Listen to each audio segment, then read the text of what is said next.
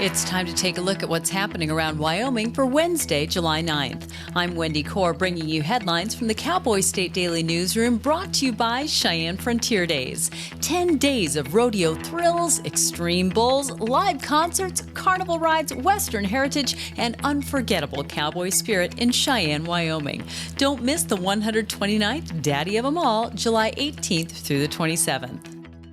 Two women are suing a former Wyoming cosmetic surgeon and others on claims that the surgeon left them disfigured, one after a bout with necrotic breast tissue and maggots, and another after months of infection.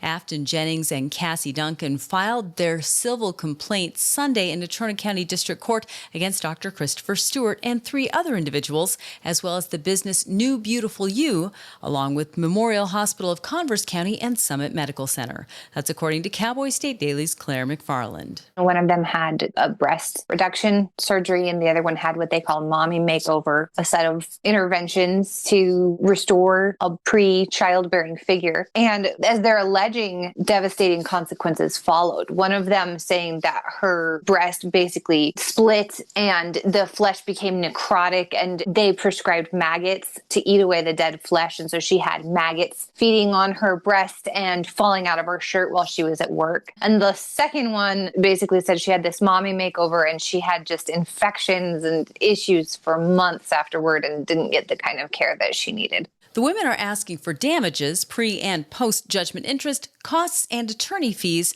exemplary damages, and any other relief the court deems just. Fans of Raspberry, one of Yellowstone National Park's most beloved and popular grizzly bears, fear that she's dead, perhaps killed by another bear. Wildlife photographer and Raspberry devotee Debbie Dixon told Cowboy State Daily's Mark Hines that Raspberry apparently hasn't been seen in about 2 months. Raspberry, she's kind of on the level of being the 399 of Yellowstone. She's gone missing early June. There was a female bear carcass found in Yellowstone National Park, apparently killed by another bear. So some folks are putting 2 and 2 together, and they're afraid that they've lost Raspberry. This comes right on the heels of last fall, 399 was hit, and then one of her cubs was hit in May, and then also in May, Grizzly 1063 lost 2 of her cubs. So been kind of a rough period for our grizzlies. Dixon said that if the female grizzly carcass is Raspberry's, it's thought that she probably died defending her cub. Large male grizzlies will sometimes kill cubs that aren't theirs, and a boar grizzly is reported to have been spotted near the female grizzly carcass. Raspberry also was suffering from an old hip injury, Dixon said, which might have hampered her ability to fight.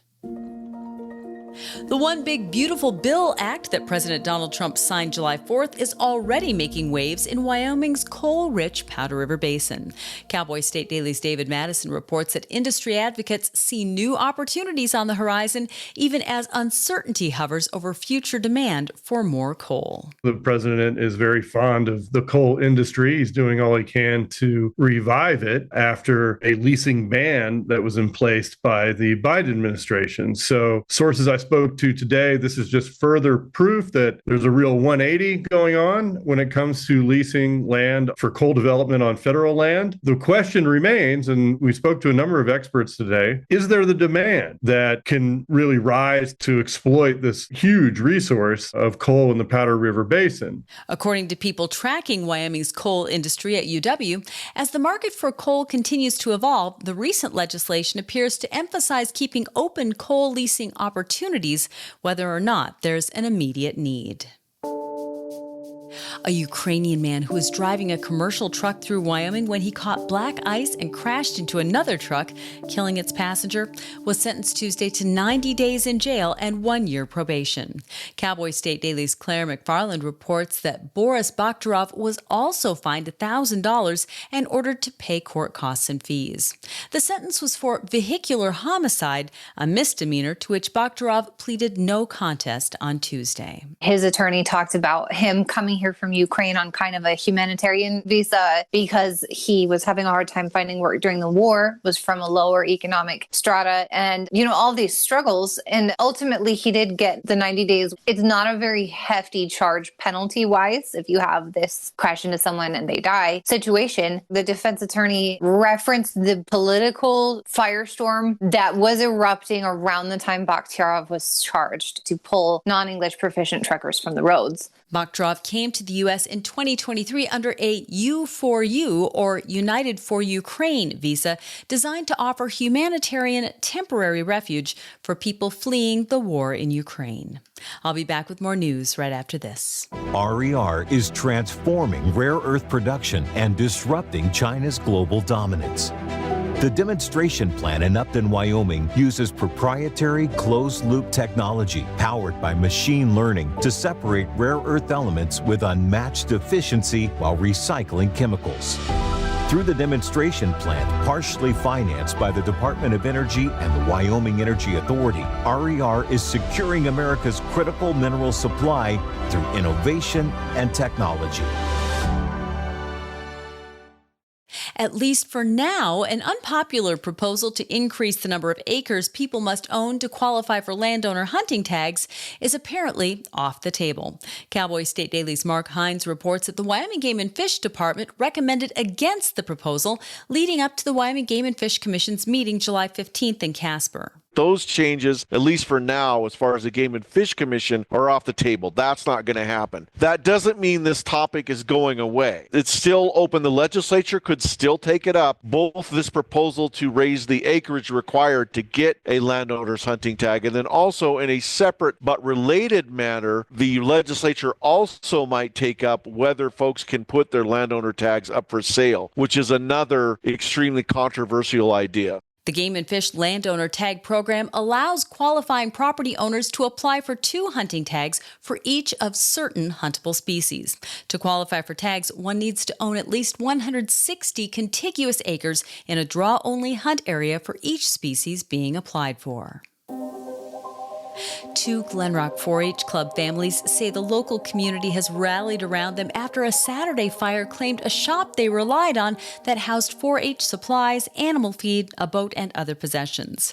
Cowboy State Daily's Dale Killingbeck reports that the community's generosity means that for one of the families with children planning to show pigs at the Converse County Fair starting Saturday, the show will go on. They had friends over that had kids, and they had sparklers and little firecrackers, and they had thrown the refuse into a garbage can in the shop, and then that started a fire, and they lost a lot of things, but among them was 4-H kind of things, feed for pigs and other things that a family that was having their pigs on their property and they were helping with 4-H lost. A lot of people have come out of the woodwork to lend them 4-H supplies so that by the time the Converse Fair comes around on July 12th, that these kids are going to be able to show their pigs. GoFundMe campaigns for each family have been set up by the Sand Creek 4-H Club. A one-day fundraiser at Sips Coffee on Monday across multiple locations in Wyoming also aimed to help the families with a percentage of sales. Well, 2 men and 1 woman with Ecuadorian passports were arrested Saturday on claims a Wyoming Highway Patrol trooper caught them speeding through Sweetwater County with around 80 pounds of illegal drugs, ranging from meth to heroin.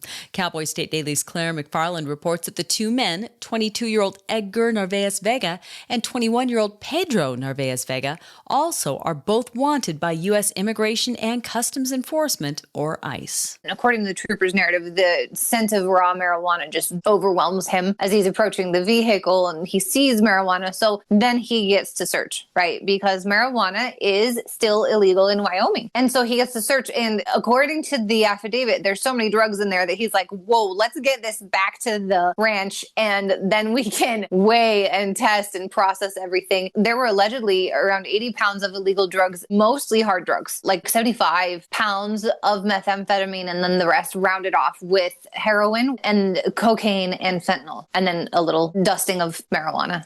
The Sweetwater County Deputy Attorney charged the 3 Monday with drug-related felonies. And people across northern Colorado are mourning the sudden and shocking death of a local celebrity struck by lightning on the 4th of July. Larry, a 15-year-old camel owned by the Oren family, was a regular fixture at public events in northern Colorado for more than a decade. Cowboy State Daily's Andrew Rossi reports that public events in the Steamboat Springs area won't be the same without Larry the camel. He appeared in live nativity scenes and parades. He visited local senior citizen prison centers to just brighten their day. He was hand-reared by a family down there, and so he had a really gentle disposition that made him safe around kids and around old people. The people I talked to, they felt it was tragically fitting that he died on July 4th, because the people who remember him, a lot of them probably remember him from the 4th of July parades in Steamboat Springs, Colorado, where he was a central feature. It appears that Larry was instantly killed, which is some small comfort for everyone who had come to love the compassionate camel. And that's today's news. Get your free digital subscription to Wyoming's only statewide newspaper by clicking on the daily newsletter button at cowboystatedaily.com. And you can watch this newscast every day by clicking subscribe on our YouTube channel, or you can listen to us on your favorite podcast app. Thanks for tuning in. I'm Wendy Corr for Cowboy State Daily.